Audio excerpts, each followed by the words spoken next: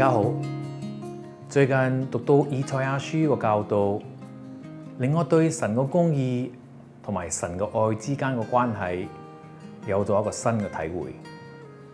通過以賽亞書58章一章經文，我睇到神嘅公義不僅有審判，更加係有神嘅愛同佢嘅義喺當中。我也會同大家分享一個真實嘅故事。一位弟兄以非凡嘅方式活出神嘅呢個公義。首先，讓我哋思考一下公義如何定義。在現代社會上，公義往往被看作係一種懲罰系統，係平衡對錯嘅標準。人類嘅公義雖然重要，但通常關注嘅係報復。我哋得到我哋應得嘅，無論好或者壞。然而，神嘅公義與此不同。神嘅公義並不僅僅係一種懲罰，佢更加係恢復、修復同埋愛。佢係一種尋求修復破碎嘅關係，並帶來醫治嘅公義。神嘅公義不僅係為咗報復或者係計算，佢係為咗尋求完全救贖，並喺不配嘅情況之下表出憐憫。喺以賽亞書58章，幫助我睇到神嘅公義嘅心意。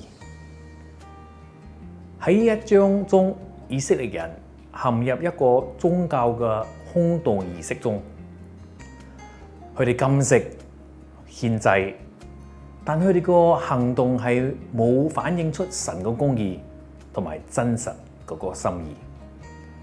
神通過先知說：我所揀選嘅禁食，豈不是要揭開惡劣嘅軛，拆散壓迫人嘅鎖鏈，使被壓制嘅得自由，拆斷一切的軛嗎？根據神嘅定義，真正嘅公義不僅僅係外在嘅行動和儀式，而係一種解開不公嘅鎖鏈，向受壓迫者、貧困者或者被邊緣化嘅人伸出援手，表現出愛。呢個正正讓我諗起12月我哋宣教之旅當中遇見一位基督徒兄長，大家都稱呼佢叫做何公。佢現在已經係有100歲，經歷咗許多人難以想像嘅苦難。佢出生喺中國，由於信仰受到好多嘅逼迫。喺年輕嗰時，佢逃離戰亂同埋內亂嘅困境，先係去到緬甸，後來去到泰國，被逼逃離開自己嘅家鄉，都有10幾次咁多。佢個兒女分享，雖然生活好貧困，爸爸有好多個孩子要養，但佢常常會選擇將自己所剩翻嚟嘅錢都用嚟幫助鄰居，甚至支付鄰居孩子嘅學費，因為佢知道讀書嘅重要性。儘管自己嘅孩子會埋怨點解唔顧家呢？生活其實好艱難。佢對別人嘅愛從未改變，他的慷慨不僅係如此。呢位何公公經常會騎住個電單車去到村莊之間穿梭，傳福音、派福音傳單。佢不僅會派呢啲傳單，佢更加會鼓勵村民接受呢啲傳單。佢會俾每一個接受呢個福音傳單2個泰銖。我哋暫且唔討論佢嘅呢個方式係咪適當，但通過呢個方式，何公不僅係傳揚福音，佢都想用佢有限嘅資源嚟祝福別人。呢位何公另一個好感人嘅分享就係佢有2個兒子，當時有好多嘅暴力衝突，喺亂世中被仇敵謀殺，但佢選擇唔報復，相反，佢活出咗羅馬書12章19節嘅真理。親愛嘅弟兄，不要自己報仇，寧可讓步，聽憑主怒，因為經常記著主說：報仇在我，我必報應。佢選擇寬恕而非憤怒，信靠神嘅公義最終得以彰顯。佢選擇咗不報仇，呢個正係神嘅公義，唔係報復，而係尋求和平、恢復而醫治。如今呢位何公已經100歲，佢嘅生命仍然是神公義嘅見證。佢擁有健康嘅身體，周圍有子孫環繞，每一代都被佢個愛榜樣所祝福。佢嘅家人見證佢嘅生命，活出神嘅愛與憐憫，也深受影響。這讓我深刻體會到神嘅公義係如何通過愛而展現，而唔係通過懲罰，而係通過恢復、和解同神所賜嘅祝福。以賽亞書58章告訴我哋，神嘅公義唔係報復，而係恢復。佢係關於修復破碎嘅關係，提升受壓迫者，並活出愛與憐憫。這就是神呼召我哋每天活出嘅公義。如果係咁，我哋如何將呢一點應用喺我哋每一日嘅生活當中呢？我哋如何喺呢個急需神公義嘅世界中活出神嘅公義？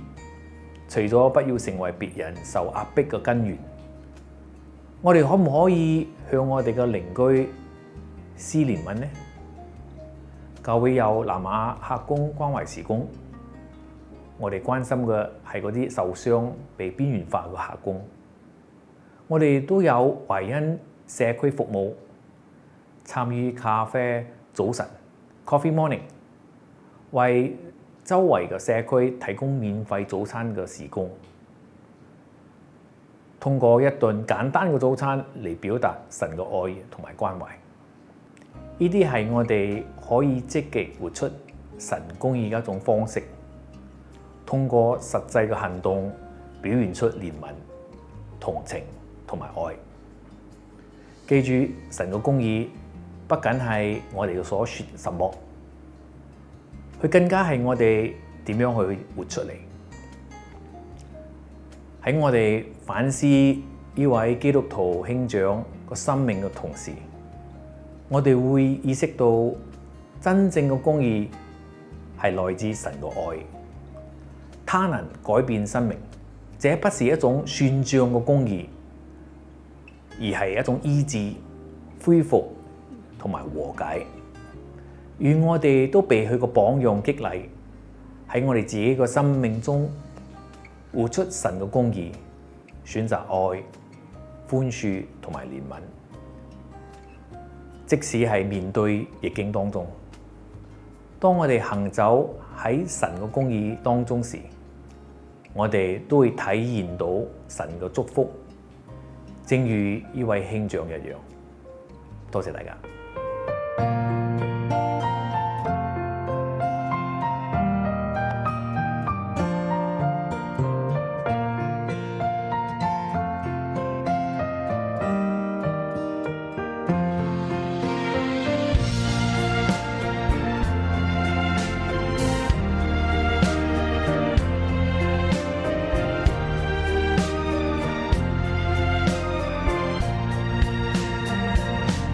全然是你恩典覆蓋，揀選我在人海